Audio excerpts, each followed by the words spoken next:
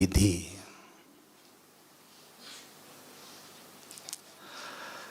खजानों के सागर बाबा ने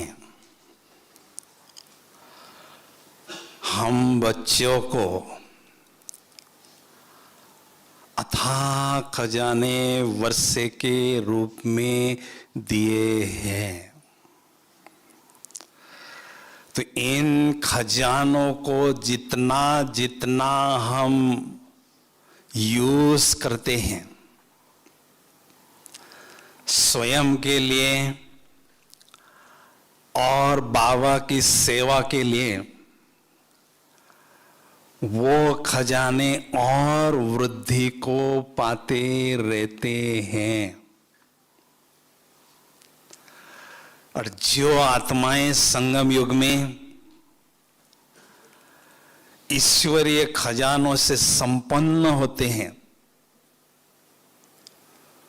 वो सारे कल्प में खजानों से संपन्न रहते हैं।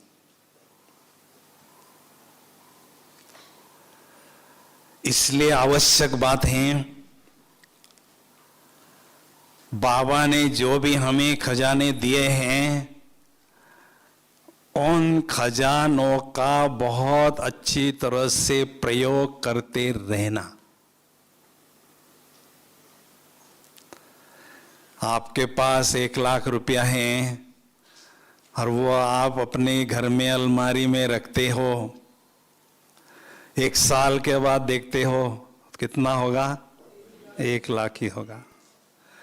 लेकिन उसको अगर आप प्रयोग में लाते हैं, बिजनेस में लगाते हैं, बैंक में भी रखते हैं, तो भी वो बढ़ता है। तो ऐसे हमें इन खजानों को बढ़ाते जाना है। खजाने तो बाबा ने हमें बहुत दिए हैं, उसमें से भी मुख्य मैं 9 खजानों का जिक्र आपके सामने करना चाहूंगा। पहला खजाना समय का खजाना। समय का खजाना सबसे मूल्यवान खजाना है। जितने भी खजाने बाबा देते हैं उन सबसे बढ़कर मूल्यवान खजाना है समय का खजाना। क्यों? क्योंकि समय का खजाना ही अन्य खजाने पाने का आधार है, बेसिस है। उसके आधार से ही हम अन्य खजाने बाबा से प्राप्त करते हैं। एक बार बाबा ने कहा था, समय को सफल करना ये सबसे बड़ी शक्ति है। तो जो मोटी बुद्धि वाली आत्माएं होती है वो ऐसे मूल्यवान समय को साधारण रीति से बिताते हैं, और जो महीन बुद्धि वाले होते हैं, तीक्ष्ण बुद्धि वाले होते हैं, वो इस खजाने का पूरा लाभ लेते हैं।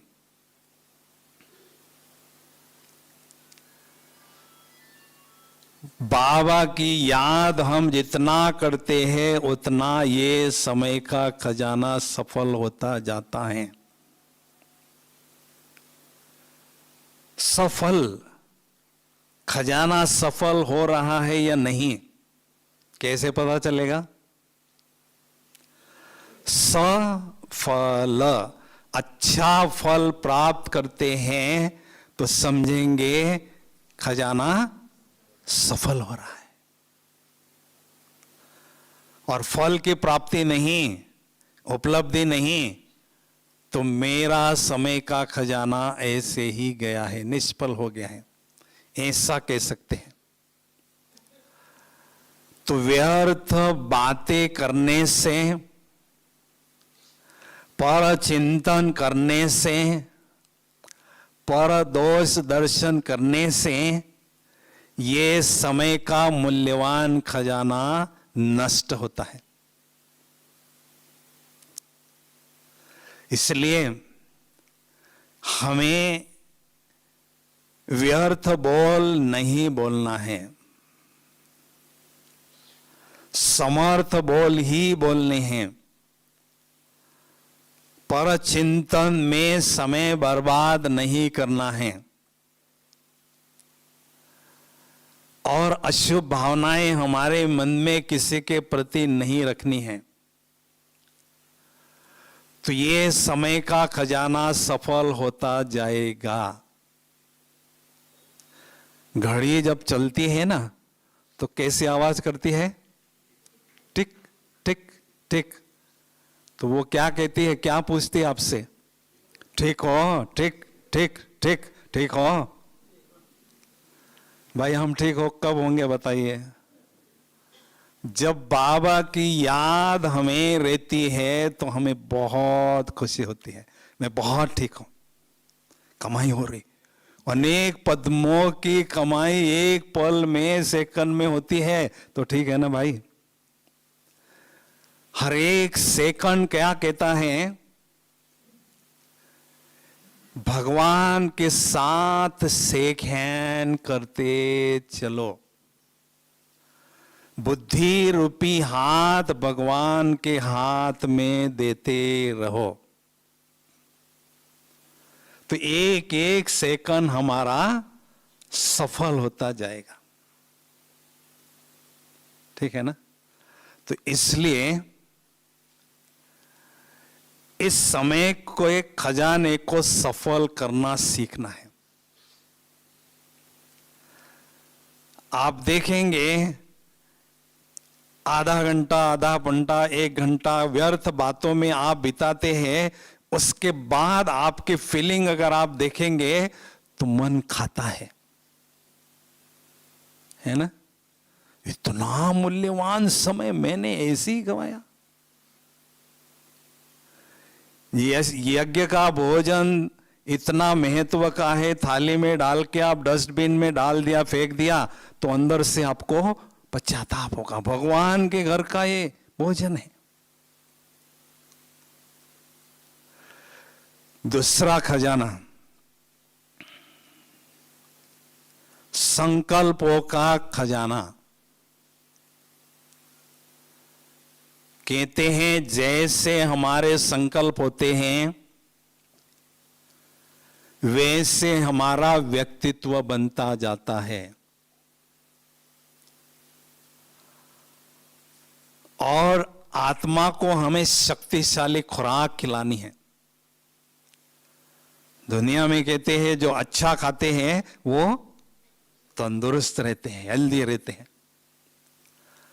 तो श्रेष्ठ संकल्प करना, ये आत्मा को अच्छा भोजन खिलाना है। तो इसलिए हमेशा सकारात्मक चिंतन करें, परमात्म चिंतन करें और स्वचिंतन करें, जिससे ये संकल्पों का खजाना सफल होता जाएगा। संकल्प, कल्प शब्द उसमें अंतर्निहित है। हम बाबा के बच्चे इस ड्रामा को लीड कर रहे हैं। जब हमारे मन में श्रेष्ठ संकल्प चलते थे, सतोप्रधान संकल्प चलते थे, ये सारा संसार सतोप्रधान था। जब हमारे संकल्पों में गिरावट आ गई तो सारे संसार में गिरावट आती गई। तो हम कल्प वृक्ष के तने में बैठे हैं। आत्मा को तो हेल्दी बनाना है, लेकिन जो आत्माओं रूपी कल्प वृक्ष के जो पत्ते हैं उनको भी हमें शक्तिशाली खुराक खिलानी है। वो हमारी जिम्मेदारी है, क्योंकि हम पूर्वज आत्माएं हैं। अगर शक्तिशाली संकल्प हमारे होते हैं तो हम उनको शक्तिशाली भोजन खिलाते हैं। अगर हमारे मन में व्यर्थ संकल्प और अशुद्ध संकल्प चलते हैं तो हम उनको मिलावट की कमजोर खुराक खिलाते हैं। इतनी बड़ी जिम्मेदारी हमारे पर है। इसलिए हमारे मन की रचना हमेशा श्रेष्ठ संकल्प के रूप में हो। आत्मा जब शक्तिशाली बनती है तो शक्तिशाली संकल्प ही क्रिएट करने लगती है। तो जैसे जैसे बाबा की याद में, सकारात्मक चिंतन में, परमात्म चिंतन में, स्वचिंतन में ये खजाना हम यूज करते हैं तो ये खजाना और बढ़ता जाता है। समझा? तीसरा खजाना है ज्ञान का खजाना। ज्ञान के सागर बाबा ने हमें अमूल्य ज्ञान रत्नों का खजाना दिया है। बाबा ने क्या कहा था? ओम मंडली रिचेस्ट इन द वर्ल्ड है। क्यों कहा था? क्योंकि इतने अमूल्य ज्ञान रत्न उस ज्ञान सागर बाबा ने हम बच्चों को दिए हैं जिसकी आप वैल्यू कर ही नहीं सकती हैं। तो ज्ञान रत्नों का खजाना बढ़ाने के लिए हमें आपस में ज्ञान चर्चा करते रहना है। कभी भी हम किसी से मिलते हैं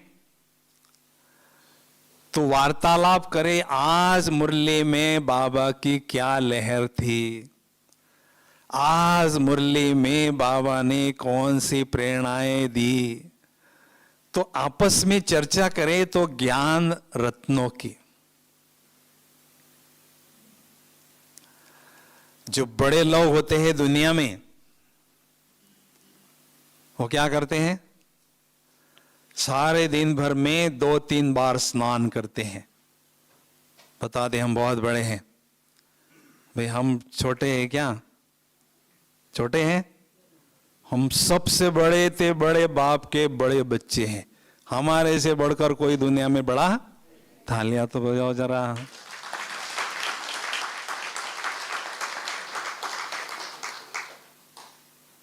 बाबा ने कहा इस बेहद के ड्रामा में आप हीरो एक्टर हैं, सुपरस्टार हैं। केवल स्टार नहीं लेकिन सुपरस्टार है, हीरो एक्टर हैं, ऑर्डिनरी एक्टर नहीं। बाबा ने कहा है जितने भी साइंस के आविष्कार हुए हैं वो आपके लिए हुए हैं, हुए आपके लिए, लेकिन फायदा वो आपके बहाने दूसरों को भी मिल रहा है। तो हमें भी सारे दिन भर में 2-3 बार ज्ञान स्नान करना है। मुरली बहुत अच्छी तरह से पढ़ते जाना है। प्रकाश मणि दादी जी मुरली को 5-6 बार पढ़ती थी सारे दिन भर में। तो बाबा की प्रॉपर्टी है मुरली। उस मुरली के प्रॉपर्टी को हमें अपनी प्रॉपर्टी बनाना है तो क्या करना होगा? हाँ जी, मनन चिंतन करने से वो हम अपनी प्रॉपर्टी बना सकते हैं। उसमें 3 बातें होती है, पढ़ना, समझना और धारण करना। तो ये 3 बातें तब होती है, उसको अब हम बार बार पढ़ते हैं, उसके गुह्य राज समझते हैं, तब हम अपने जीवन में धारण कर सकते हैं। मम्मा भक्ति मार्ग में क्या गाते थे? श्री कृष्ण जब बांसुरी बजाता था तो उसका ध्यान इधर उधर चला जाता था तो राधा उसको छिपा लेती थी, चुरा लेती थी। ये गायन क्यों है? शिव बाबा ज्ञान के सागर कृष्ण के माध्यम से, माना ब्रह्मा बाबा के माध्यम से जब ज्ञान की मुरली बजाते थे, तो राधे बनने वाली मम्मा उस मुरली को छिपा लेती थी, चुरा लेती थी, अर्थात उस मुरली पर बहुत अच्छी तरह से मनन चिंतन करती थी, स्वयं ज्ञान रत्नों से स्वयं को साहूकार बनाती थी और अनेक आत्माओं को साहूकार बनाती रही। मम्मा बाबा के पास जब आई तब खाली हाथ आई। जो भगवान के घर में खाली हाथ आई, वो लक्ष्मी बनकर सारे संसार को धन बांटने वाली बन गई। देखो भगवान की पॉलिसी कैसी है। क्योंकि मम्मा ने संगम युग में ज्ञान रत्नों का बहुत व्यापार किया, अनेक आत्माओं को साहूकार बना दिया, इसलिए धन लक्ष्मी बन गई। सारा संसार उनको धन मांग रहा है, हमें धन दो। तो जितना हम ज्ञान रत्नों का व्यापार करते हैं, दान करते हैं, उतना स्थूल धन हमारे पास बहुत रहता है। कभी भी किसी के हाथ में सामने हाथ फैलाने की नौबत नहीं आ सकती। लेकिन कई सोचते हैं मेरे पास जितना ज्ञान है मैं सारा ही अगर बता दूं तो मैं खाली हो जाऊंगा, जितनी डायरी है किसी को दूं मैं तो खाली हो जाऊंगा। ऐसा लगता है, ऐसा होता है।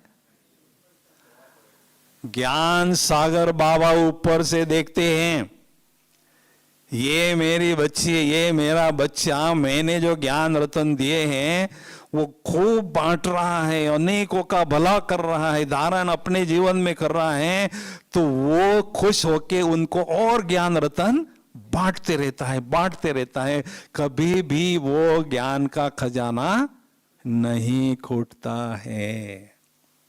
वो तो सागर है, उसको क्या कमी है, वो तो देता रहता है, बांटता रहता है ना। तो इसलिए हमें ज्ञान खूब बांटते जाना है, खूब बांटते, इसमें कंजूसी नहीं करना है, समझा। टिकलू टिकलू घर में कहो, जहां पर भी जाते हैं, सफर में कहो, जहां पर भी जाते हैं ना, हमने ज्ञान रत्न दान करते रहना है। किसी को हम बताते हैं ज्ञान, वो एक बार नहीं सुनता है, दो बार नहीं सुनता है, तीसरी बार उपधारण करता है और उसका जीवन ही परिवर्तन होता है। तो हमें थकना नहीं है। चौथा खजाना, चौथा खजाना है दिव्य बुद्धि का खजाना। भक्ति मार्ग में हम भगवान से क्या मांगते थे मंदिर में? बस मुझे और मेरे परिवार वालों को दिव्य बुद्धि देना भगवान, और कुछ नहीं चाहिए। तो संगम युग में बाबा ने दिव्य बुद्धि हमें दे दी। अभी उस खजाने को कैसे बढ़ाएं? देखो दुनिया में बुद्धिमान लोगों की कोई कमी नहीं है, एक से एक बढ़कर है, लेकिन वो अपनी बुद्धि को दुनियावी बातों में ही लगा रहे हैं। तो हमें अपनी बुद्धि को ईश्वरीय कार्य में लगाना है, ईश्वरीय सेवा में लगाना है। उससे क्या होगा? हमारी बुद्धि विशाल बनती जाएगी, दूरंदेशी बनती जाएगी, सालिम बनती जाएगी, हंस बुद्धि बनती जाएगी। प्रकाश मणि दादी जी का हमारे सामने ज्वलंत उदाहरण है। दादी जी हमेशा बेहद का सोचती थी, सारे विश्व के बारे में सोचती थी, इसलिए विश्व की वो लीडर बन गई। तो इसलिए हमें भी दिव्य बुद्धि के खजाने को बाबा के सेवा में लगाना है, जिससे ये दिव्य बुद्धि का खजाना और बढ़ता जाएगा। और जितनी बुद्धि हमारी दिव्य बनती जाती है, उससे लाभ हमें क्या होता है? हाँ जी, जिनकी बुद्धि दिव्य होगी, बनती जाएगी, उनको माया दुश्मन बुद्धू नहीं बना सकती, क्योंकि वो बुद्धिमान है। बुद्धिमान वालों को बुद्धू नहीं बना सकती है माया। और हमेशा इस स्पिरिचुअल रेस में ऐसी आत्माएं आगे ही आगे आगे ही आगे बढ़ते जाते हैं, दुश्मन के जाल में वो नहीं फंसते हैं। पांचवा खजाना है खुशी का खजाना। खुशियों का सागर हमें मिला है। तो बाबा कहते हैं खुशियां बांटते रहो, दिल खुश की टोली खाते रहो और खिलाते रहो। खुशी जैसी खुराक नहीं, गमी जैसा रोग नहीं, ये कहावत है। आत्मा की सबसे शक्तिशाली खुराक है खुशी, है ना। तो हमें सदा खुश रहना है। उसके लिए जो भी हमें प्राप्तियां बाबा से हो रही है या हो चुकी हैं, उन प्राप्तियों को सामने रखने से खुशी बहुत बढ़ती जाती है। कभी कभी लोग हंसी हंसी में कहते हैं, आपको क्या मिला है, आप हमेशा खुशी में झूमते रहते हैं। अब कौन सी चक्की का आटा खाते हैं आप, मोटे ताजे बनते जा रहे हैं, क्या बात है। हाँ जी भाई जी, कौन सी चक्की का आटा खाते भाई? हम तो वही चक्की का आटा खाते हैं जिस चक्की का आप खाते हो। लेकिन हम सभी चक्रों से फ्री रहते हैं, केवल एक ही चक्कर घुमाते रहते हैं, सुदर्शन चक्र। इसलिए फ्री रहते हैं, इसलिए खुश रहते हैं, इसलिए बीमारियों से दूर रहते हैं। एक स्लोगन लिखो, ब्रह्मा बाबा की आस है हर एक बच्चे के चेहरे पर सदा रूहानी मुस्कुराहट हो।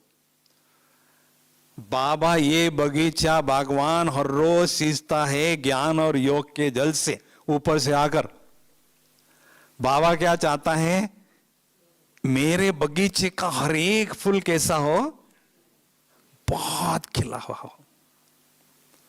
तो स्लोगन लिखो, मुस्कान के बिना मुख खिलता नहीं। चेहरा कितना भी सुंदर हो, उस पर मुस्कुराहट नहीं होगी, कोई नहीं देखना चाहेगा।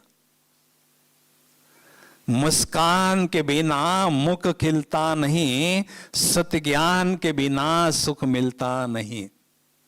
सत्य ज्ञान हमें बाबा ने दिया, सुख मिल गया। सतयुग में जाना है तो आपके चेहरे पर हमेशा हर्षित मुखता चाहिए, नहीं तो एंट्री नहीं मिलेगी। चेहरा खिला हुआ हो। लेकिन कहते हैं मन अगर प्रसन्न है तो चेहरा खिला हुआ रहता है। और मन की प्रसन्नता को चुराने के लिए तीन चोर बार बार हमारा दरवाजा खटखटाते हैं, चिंता, भय और बोझ। किसी को फटकने नहीं देना है। चिंतामणि बाप मिल गया, चिंता किस बात की भाई? भय सर्वशक्तिवान बाप मेरे साथ रहता है, भय किस चीज का? और सारे संसार को बोझ ढोने वाला मेरा बाप बन चुका है, वो मेरा बोझ नहीं ढोएगा।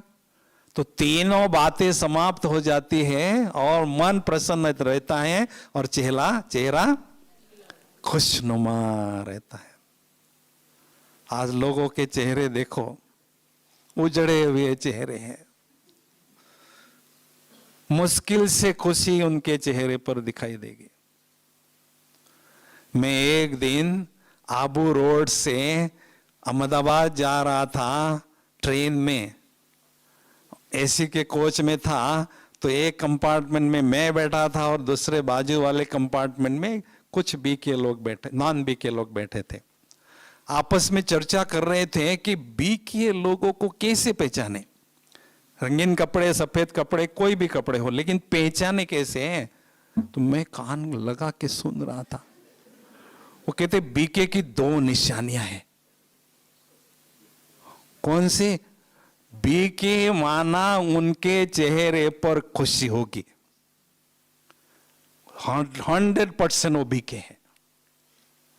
और दूसरी, उनके चेहरे पर चमक होगी, समझ लो वो बीके है। तो देखो, अज्ञानी लोग अभी मान रहे हैं, स्वीकार कर रहे हैं कि बीके बाबा के बच्चों के चेहरे पर हमेशा खुशी रहती है और प्यूरिटी की चमक रहती है। तालियां भी नहीं बजा रहे हैं।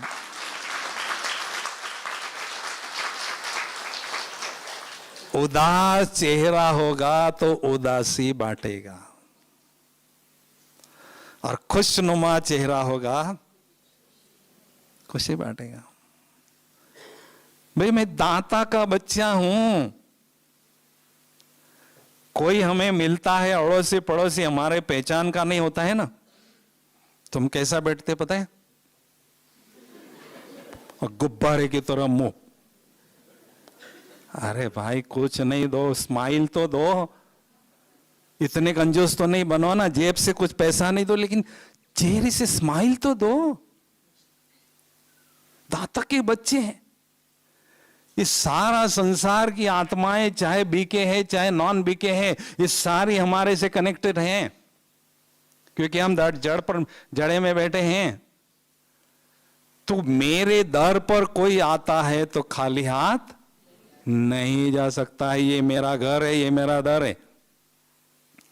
तो चेहरा खाली ना हो, चेहरा हरा भरा हो, शांति के भाव, प्यूरिटी के भाव, आनंद के भाव, खुशी के भाव, कोई ना कोई दान मुझे देना है, क्योंकि हम हीरो एक्टर हैं। सारे किसको देखते हैं? ड्रामा देखते हैं तो हीरो एक्टर को देखते हैं, दूसरों को नहीं देखते। ठीक है? कौन सा खजाना? छठवां खजाना। छठवां खजाना है श्रेष्ठ कर्मों का खजाना। भक्ति मार्ग में कर्मों की खेती गाते हैं। कहते हैं, जैसे कर्म करे मन मेरे, वैसे ही बैल बनेंगे तेरे।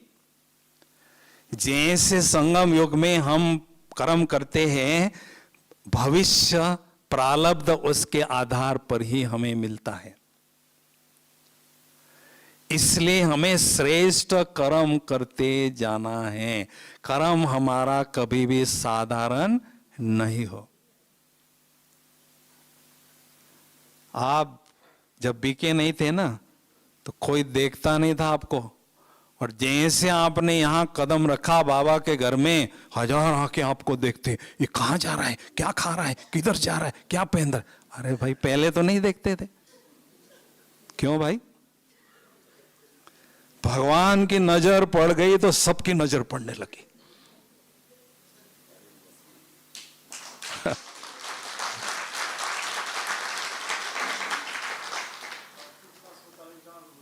हाँ जी।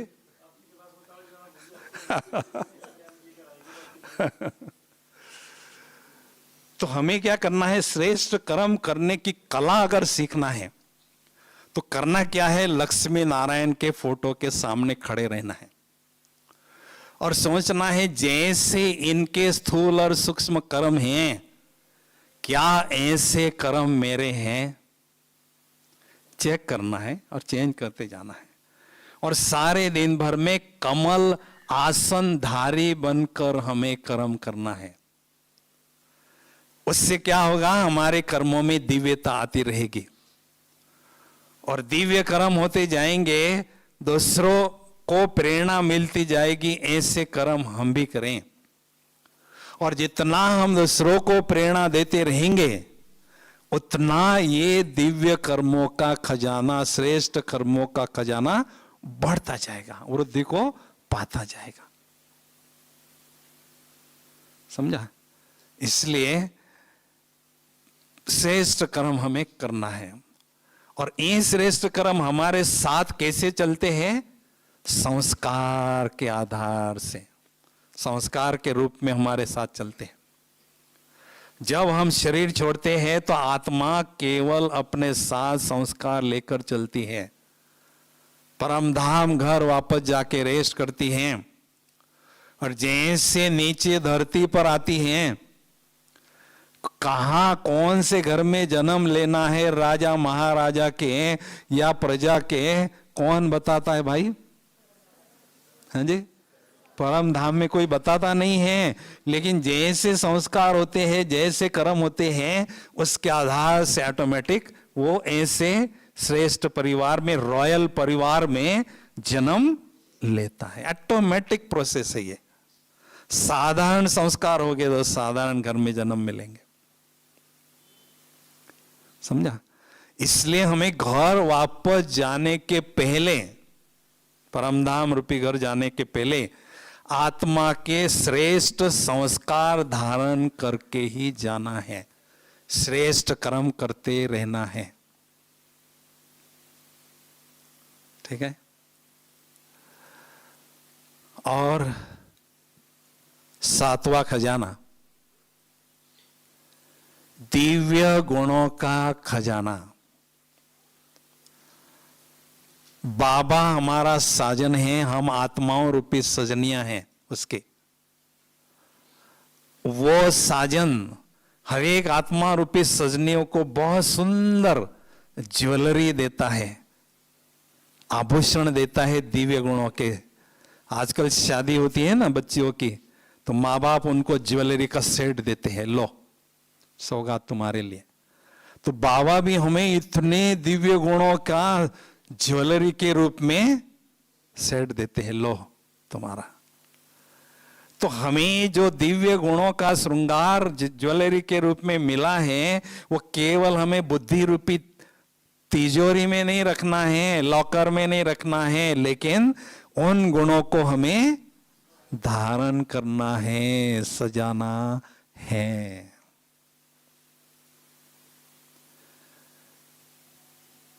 मैं 76 में यहां पहली बार सेवा में आया था। इसी हॉल में हम 60 सेवाधारी थे, बाबा से मिल रहे थे इसी हॉल में मुरली के बाद। भाई जी, बाबा ने दृष्टि दिया, कहा कि अभी समय कम है, अब इसलिए मधुबन में सेवा आप करते हो तो एक ही साथ ट्रिपल सेवा करो। अब हम सोचे 3 ट्रिपल सेवा क्या करेंगे भाई? स्थूल कर्मणा सेवा कर रहे हैं, एक सेवा हो गई, दूसरी मानसा सेवा हो गई, अब तीसरी ज्ञान तो यहां किसी को दे नहीं सकते, सब ज्ञानी बैठे हैं यहां मधुबन में। तो तीसरी कौन सी सेवा करेंगे? बाबा ने कहा दिव्य गुणों के श्रृंगार से सुशोभित चेहरे से दिव्य गुणों का दान करना, यह है तीसरी सेवा। ज्ञानियों को हम ज्ञान नहीं दे सकते हैं, लेकिन दिव्य गुणों का दान जरूर कर सकते हैं। विश्वरतन दादा बहुत गंभीर रहते थे, तो उनको देखकर कोई ऐसा लगता था कि दादा के जीवन में जैसी गंभीरता का गुण है, वैसे मुझे भी धारण करना है। मिल गया ना भाई, दान हो गया ना।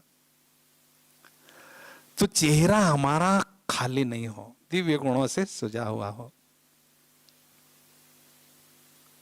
जितना जितना हम दिव्य गुणों का दान करते जाते हैं, उतना यह खजाना और बढ़ता जाता है। कितने दिव्य गुण है भाई? हाँ जी, कितने? यहां लिस्ट देखो, यहां हॉल के सामने लिस्ट लिखी है, 36 गुणों का लिस्ट है। मेरे जीवन रूपी पेड़ पर सारे दिव्य गुणों के फल लगने चाहिए, एक भी फल दिव्य गुण का मिस नहीं होना चाहिए। अगर कोई दिव्य गुण रूपी फल मिस हैं, कोई बात नहीं, उसको मैंने विशेष धारण करने का पुरुषार्थ करना है। 6 मास 1 साल उसको धारण करने के लिए पुरुषार्थ करना है। ठीक है ना? क्योंकि हमारा लक्ष्य क्या है? सर्व गुण संपन्न बनना। केवल गुण संपन्न नहीं, सर्व गुण संपन्न। ठीक है? इसलिए हमेशा सोचना है, आप घर में हैं, कमरे में हैं, कहीं अकेले में हैं, फिर भी आपको हजारों आंखें देख रही हैं, ऐसा आपको सोचना है, तो आपका चेहरा कभी भी खाली नहीं होगा। हमेशा भरपूर दिव्य गुणों से श्रृंगार किया होगा। ठीक है? 9वां खजाना, 8वां खजाना, शक्तियों का खजाना। सर्वशक्तिवान बाप हमें मिला हुआ है, सागर मिला है। बाबा कहते जितना चाहे आप शक्तियों का खजाना लूटो और लूटाओ। तो हमें क्या करना है? अमृत वेले और नुमा शाम के समय ऐसा पावरफुल योग करना है और बाबा से खूब शक्तियां लूटनी है। और सारे दिन भर में अष्ट शक्तियों के रूप में उन शक्तियों को यूज करना है। सामना करने की शक्ति, समाने की करने की शक्ति, सहन करने की शक्ति। तो ऐसा जितना जितना हम यूज करते जाएंगे उतना ये शक्तियों का खजाना बढ़ता जाएगा, बढ़ता जाएगा। हाँ? अमृत वेले हमें क्या मिलता है? कौन सा अमृत मिलता है? ज्ञान का अमृत तो मुरली में मिलता है बाद में। अमृत सागर, अमृतसर से नजदीक है ना, आपके चंडीगढ़ से नजदीक है ना। अमृत के लिए क्या कहानी बताते हैं? देवताओं का और असुरों का सागर मंथन हो रहा था, तो देवताओं को कुछ बूंद जो है वो अमृत के मिल गए और उन्होंने प्राशन किया और वो अमर हो गए। और कौन सा अमृत है भाई? ज्ञान का मनन चिंतन करने से, सागर मंथन करने से हमारा योग बाबा से लगता है और बाबा से हमें शक्तियों का अमृत मिलता है। कौन सा? शक्तियों का अमृत मिलता है, जिससे हमारी स्थिति अमर हो जाती है। सारे दिन भर में हमें माया मार नहीं सकती है। ये कहानी है उसके लिए। स्थिति हमारी अमर। तो अमृत वेले खूब शक्तियां लेना है। लंबे सफर पर जाते हैं तो गाड़ी में पेट्रोल फुल भरते हैं ना, कि नहीं? नहीं तो रास्ते में गाड़ी खड़ी हो जाएगी तो लोग हंसेंगे, ये कैसा चलाने वाला है गाड़ी, इतना भी अकल नहीं है, पेट्रोल भरने की भी गाड़ी में अकल नहीं।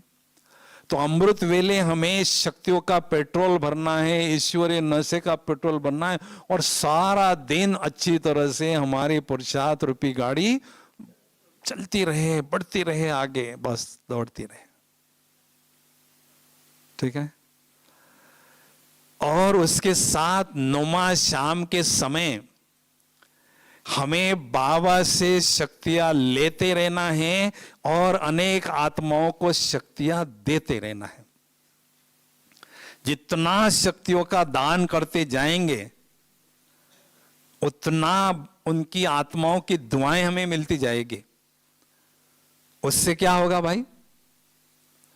दुआएं आत्माओं की मिलती है, उससे बड़ा भारी फायदा हमें होता है कि ज्ञान सूर्य बाबा से जो शक्तियां लेते हैं, शक्तियां लेने की क्षमता हमारी बढ़ती है। शक्तियां बाबा से लेने की क्षमता हमारी बढ़ती है और शक्तियों का खजाना बढ़ता जाता है, बढ़ता जाता है। फिर 100 रुपया कमाते थे, अभी 1000 रुपया कमाने लगे, फिर 1 लाख रुपया कमाने लगे, क्षमता बढ़ गई। तो ऐसे बाबा से शक्तियां लेने का क्षमता बढ़ती जाती है। ठीक है ना? इसलिए हमें नुमा शाम के समय या अमृत वेले योगाभ्यास के बाद ऐसे शक्तियों का योगदान हमें करते जाना है। ठीक है। अभी नौवा खजाना है दुआओं का खजाना। जब हम शरीर छोड़ते हैं हमारे साथ कुछ भी नहीं चलता है, केवल दुआओं का खजाना चलता है, जिसको लोग पुण्य कर्म कहते हैं। तो संगम युग है। कौन सी सीजन भाई? आम की सीजन आती है, अंगूर की सीजन आती है। संगम युग कौन सी सीजन है? दुआओं को जमा करने की सीजन है। खूब डट के सेवा करो और खूब दुआएं कमाते रहो। इसमें बाबा ने हमें बहुत चांस दिया है। जितना चाहे आप कर सकते हैं, दुआओं का खजाना बढ़ा सकते हैं। उसके लिए कोई कंडीशन नहीं है। इसलिए दुआएं कमाने के लिए हमें क्या करना होगा? हैं जी? बहुत साधन बाबा ने दिए हैं दुआओं का खजाना बढ़ाने के लिए। जन्मते ही ईश्वरीय सेवा करना हमारा धर्म और कर्म है। तन से सेवा करो, मन से सेवा करो, धन से सेवा करो, मनसा वाचा कर्मणा संबंध संपर्क, जो भी सेवा करने के साधन हमें दिए हैं सबको हमें यूज करना है। थोड़ी भी मार्जिन नहीं छोड़ना है।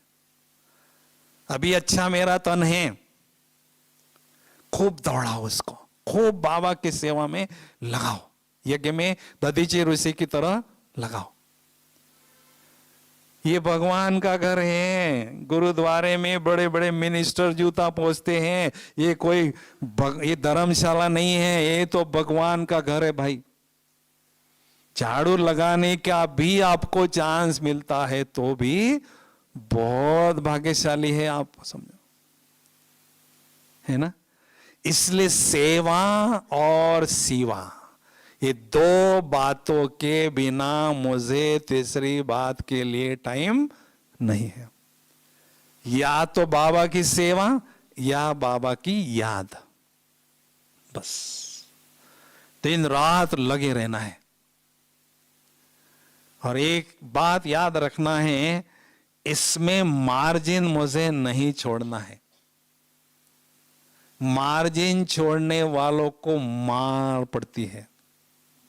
कौन सी मार पड़ती है भाई? हैं जी?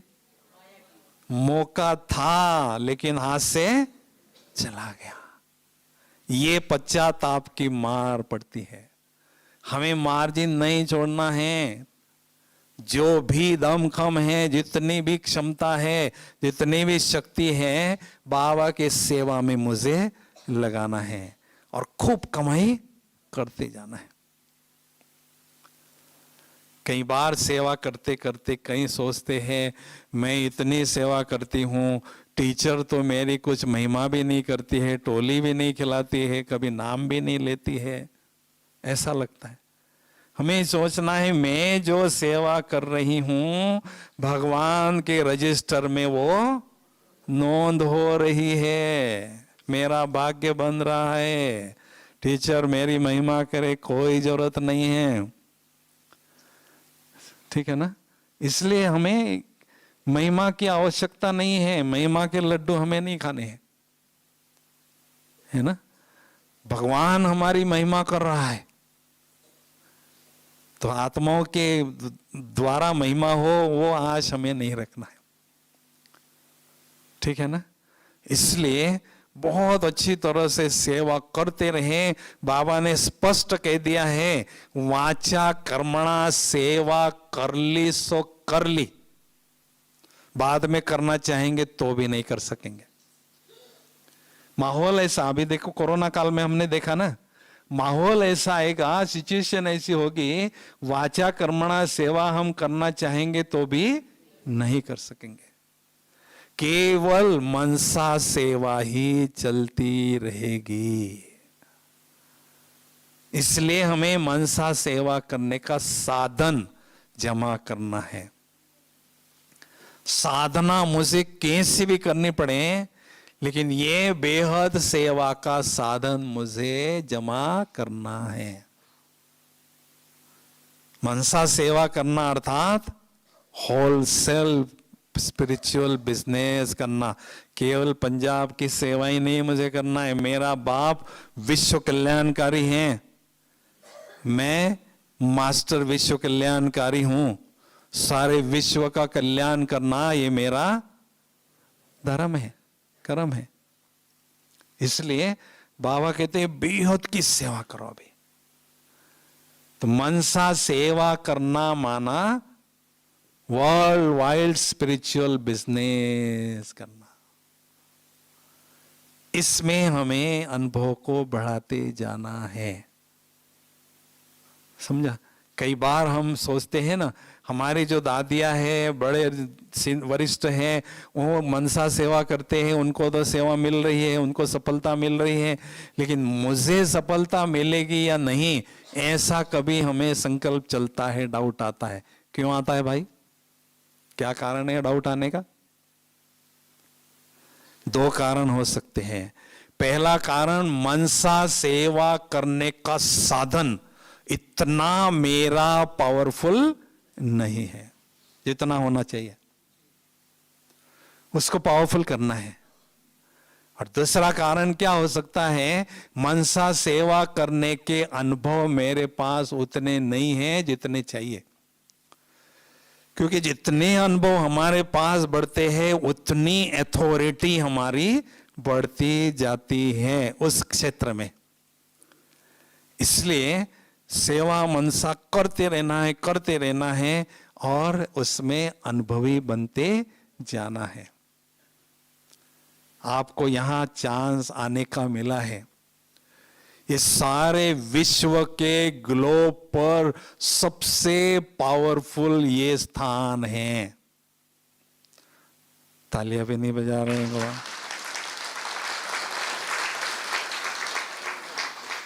लोग 1 घंटा आते, 4 धाम करके चले जाते। आपको 4 दिन बैठने के लिए, रहने के लिए मिला। कितना भाग्य ऊंचा आपका है, ठीक है ना? तो इस स्थान पर मैंने चांस मुझे मिला है, इसलिए इसका मैक्सिमम लाभ लेना है। जितने अनुभवी मुझे बनना है, अनुभव का खजाना, अनुभव का स्टॉक जितना बढ़ाना है उतना खूब बढ़ाते जाना है। क्योंकि यहां का वातावरण योग के क्षेत्र में अनुभवी बनने के लिए बहुत सुंदर मददगार है। एकांत में आप बैठो, आत्मा का अनुभव करो, बाबा की याद का अनुभव करो, फरिश्ता स्थिति का अनुभव करो, कर्म श्रेष्ठ करने का अनुभव करो। जो भी आपको करना है ना, इतना आपको मदद मिलेगी, इतना मजा आएगा, ऐसा लगेगा कि सचमुच में तो आत्मा भरपूर हो गई हूं, है ना? बाबा हमें इतना उच्च कोटि का ज्ञान देते हैं, उसका प्रमाण क्या है भाई? हर रोज मुरली सुनते हैं, लेकिन उसका प्रूफ क्या है, प्रमाण क्या है, रिजल्ट क्या है? उसका रिजल्ट है बहुत सुंदर, ऐसे श्रेष्ठ और गहन अनुभव करते जाना और कराते जाना। ये है उसका रिजल्ट। ज्ञान तो थ्योरी है और योग उसका प्रैक्टिकल प्रमाण है, प्रूफ है। लेकिन इस ज्ञान मार्ग में चलते चलते कोई भी अलौकिक अनुभव करना है, कोई भी अलौकिक अनुभव करना है, तो उसके लिए एक शर्त है। कौन सी? हाँ जी, कौन सी शर्त है, कंडीशन कौन सी है? अनुभव सभी करना चाहते हैं, क्या कंडीशन है बोलो ना? अनुभव। जब तक स्वयं को अनु नहीं समझते हैं, बिंदु नहीं समझते हैं, स्टार नहीं समझते हैं, कोई अलौकिक अनुभव नहीं हो सकता है, चाहे घंटों बैठो योग में। लेकिन जैसे अनु समझेंगे, बिंदु समझेंगे, अलौकिक अनुभव की खान आपको मिलेगी। अलौकिक अनुभव की वर्षा आप पर होती जाएगी। मैं कौन हूं? माता नहीं हूं, भाई नहीं हूं, लेकिन अति सूक्ष्म चमकता हुआ स्टार हो, चेहरा हो, सितारा हो। ये तो मेरा वस्त्र है, ये तो मेरा मकान है ना भाई। तो बस चलते फिरते मैं अणु हूं, मैं बिंदु हूं, मैं स्टार हूं, बस बहुत अच्छी तरह से अभ्यास करते जाना है। क्योंकि सारे ब्राह्मण जीवन का फाउंडेशन ही है आत्मा का पाठ पक्का करना। कहते जड़ है तो झाड़ है, तो ब्राह्मण जीवन का जड़ कौन सा है? आत्म अभिमानी स्थिति पक्का करना। आत्म अभिमानी जो बीज है ना, उससे जो जीवन रूपी पेड़ निकलता है, उस पेड़ पर दिव्य गुणों के फूल फल लगते हैं। और देह अभिमान का जो बीज है, उससे जीवन रूपी पेड़ निकलता है, उस पर विकारों के फल फूल लगते हैं। ठीक है ना? इसलिए हमें बहुत अच्छी तरह से आत्मा हूं रटते जाना है, खोटते जाना है। ब्रह्मा बाबा ने ये अभ्यास खूब किया। पुणे में जानकी दादी जी 74 में रहते थे, तो अपना कारोबार पूरा करके एकांत में कोने में बैठ जाते थे। और बॉम्बे की संतोष दीदी उनके पास में कुछ दिन के लिए ट्रेनिंग के लिए गई। तो एक दिन संतोष दीदी पूछती थी दादी को, दादी आप बैठ के एकांत में करती क्या है?